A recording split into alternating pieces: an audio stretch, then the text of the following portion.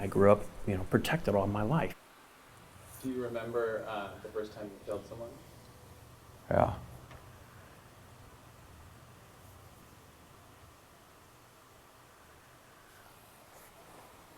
We weren't a family that carried guns or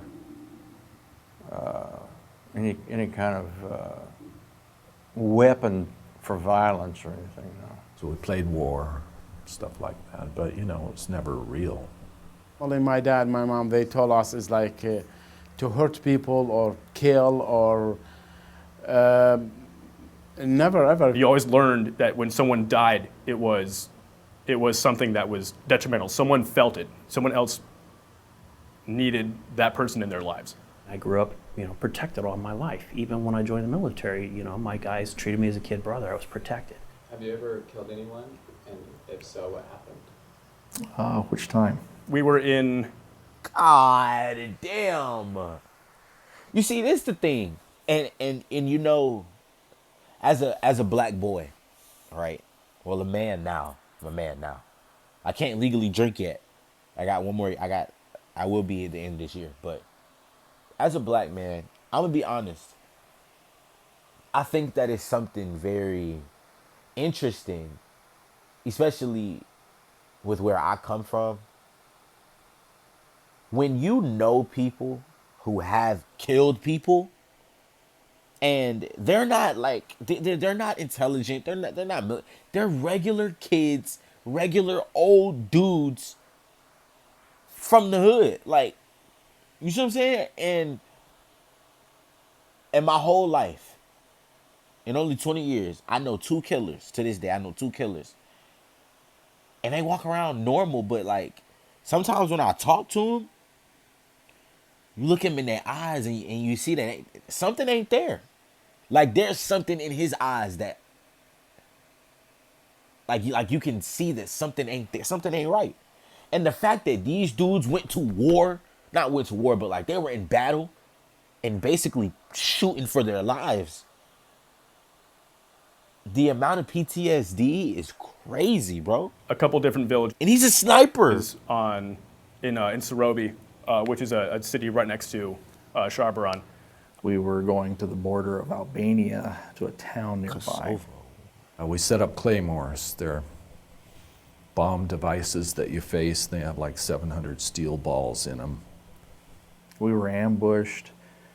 My bus was blown up. I was the only one up there that wasn't hurt and scared to death. Scared to death. Really, really, really, really scared. So I started asking, screaming for help. Somebody get up here and help me. I'm alone.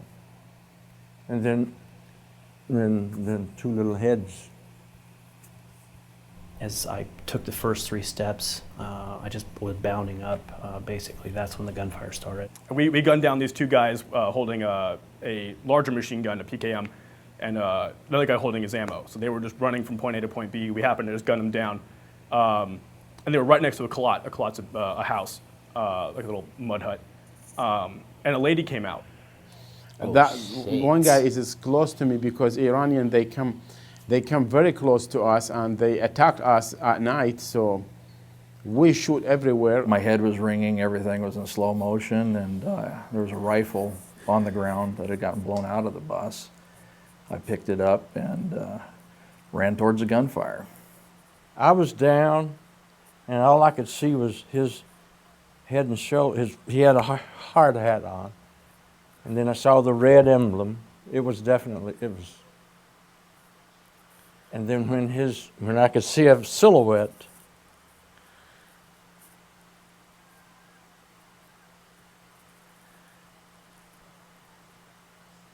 I blasted. Silhouettes. They're not real people, they're just targets. You don't shoot women or children on the battlefield, but we. Boy. And that is how, yeah. But that's like, that doesn't leave your soul though. That haunts you, dog. I know it does. That shit haunts you, bro. Especially when you look him in his eyes That's a human being. Like, we were just so into the moment. We watched her pick up the rifle, and that was, well, the machine gun, and that was the cue. And we just lit her up. And I remember just watching. God! There was 3 of us, and we just opened up, and it was just blood up against the wall. She just slumped over, and it's like, all right, we got her. We found a very young Vietnamese person with his legs mostly gone. I come to him, I look to his face with the flashlights. He told me, just finish me, just finish. I don't want to live, so I kill him. A bunch of the guys had caught up to me, and they're like, what did you do? I'm like, what are you doing here? I thought I was dead. I didn't realize I was the only one that got off the bus. The whole situation is like almost an out-of-body experience where you're looking down on this situation. oh my, yo, bro, hey, yo.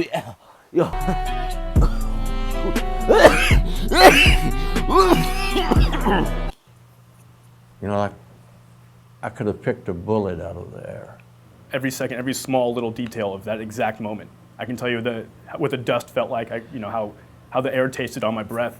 Every little detail you know, because that's the first time you've done something so big. If there's a hell, that's probably what it smells like there. It penetrates you and it just won't go away for a long time. It's horrible. Once you realize they're gone, they're dead, then what death looks like is nothing. There's nothing there. There's a body there, but there's nothing at all there. 1 minute you have somebody walking. Yo, whoever that is, hey, OG, Gramps, I want to have a conversation with you. Like, the way, like, cause that, damn, yeah. Cause I don't know if y'all can tell, but obviously they're reliving the moment in their head. But it's like, when you've seen a person's soul leave their body up close, that honestly is something you can't, that never goes away. Never goes away. They be having dreams about this shit. I know they do. Flesh. It goes from something, a big something, to the smallest nothing that there can be. It goes from dreams and aspirations to nothing. See? You see what I'm saying? He's looking down like he's there. Yo, oh my God, yo, whoever this is, OG, please. I want to get in contact. My channel is small right now, extremely small, but don't worry. I want to have a conversation with him. I really, really do. You know, you can kick it, you can hit it with a stick, you can throw rocks on it, God. you can do anything, and it won't bother it because it's dead. Yo. Oh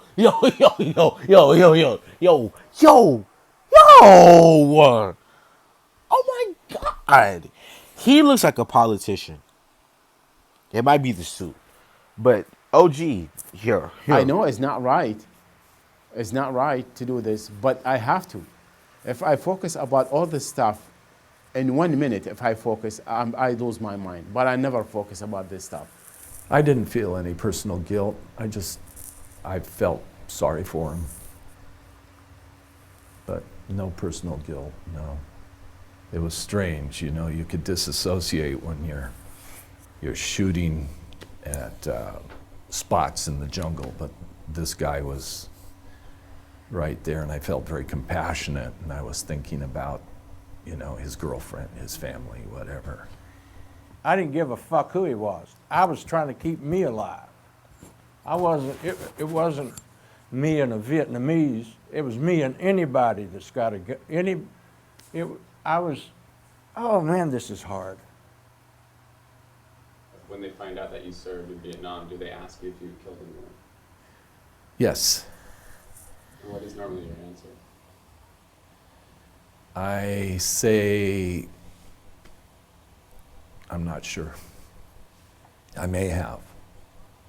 outside of the Army, when is it okay to take someone's life? Do you want to go home and see your family? Ah, the question's back on you. Would you want to go home and see your family? Well, then I guess it's okay. I mean, the difference in war and in civilian life, you got no choice on one of those. If they mean to do harm to my To answer that question, when is it okay to take someone's life outside of the Army or the military? If my life is in his hands, then it is okay for me to put his life in my hands. So if the man behind this gun or a knife or whatever has the intent to take my life, then I have all reason to take his. Because now one of us can't go home. So we must choose. Life must choose. Fate must choose.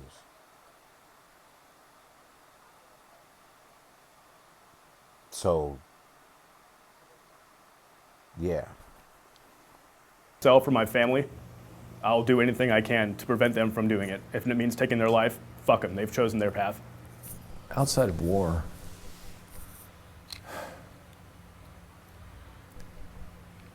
is mostly never justified. But in war, neither side deserves to die, honestly. I mean, That's my point. That's my point. That's my point. that guy over on that side is fighting for what he believes in, and you're fighting for what you believe in, and both have families and children probably, and you know. I think there are people that just, it's not that they don't deserve to live, it's not that they don't deserve to have been born, but maybe they don't deserve to go on living. I agree with that. And I'm going to be honest. I 1000% agree with that. There are people who walk around every day that deserve to be sent somewhere that is not on this plane at all. I can name 3 people off the top of my head who, if it was in my hands, well, let me not say that. If prison was beautiful to me, if I didn't have a future, all I'm gonna say is I know some people who, you know what I mean? I totally agree with OG. OG is the star of this video, straight up. I do have that belief that there comes a point when, enough's enough from one person. Enough's enough. Exactly. You can't live in our world. Yeah. That's just the way, but the problem there is someone has to have the power to say that you can't do that. However, the only person that has the power to do that is the person that you'll meet when you die. Not even a police officer can tell you can't do that. You just get punished for doing said thing. That's what I'm saying. There's no judge. There's no human being that has the power to tell you that you're not allowed to take this person's life. And I'll be honest. Wait, does that make sense? There's no person that's allowed to tell you that I don't have. Oh, yeah. If you've done enough in this world that's bad, you should, yeah. Somebody taking your life would not be, like, we're not losing anything valuable. We're not. And now and then somebody has to give them that power. It's all so confusing to me.